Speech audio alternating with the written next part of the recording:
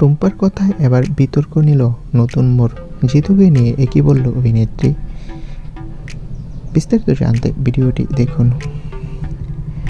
একদিকে boycott অপর্ণার trend, অন্যদিকে জিতুর ধারাবাহিক ছাড়ার গুঞ্জন ছিল চিরদিনই তুমি যে আমারে।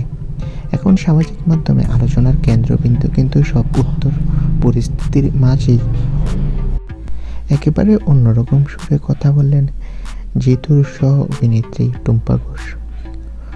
অনেকে বলছে জিতুর সঙ্গে নাকি কারোরই বনিবনা হয় না, কিন্তু টুম্পা এই বিষয়ে পরিষ্কার জবাব দিলেন।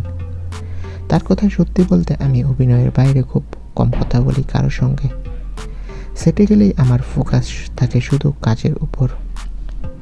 তিনি আরও বলেন, দৃশ্য শেষ হলে তাদের মধ্যে বিশেষ কোনো ব্যক্তিগত আলোচনা হতো না, কিন্তু তাদের সম্পর্ক খারাপ বা দূরত্ব তৈরি হয়েছে সেটাও নয়, বরং সবাই নিজের কাজে ব্যস্ত থাকতেন।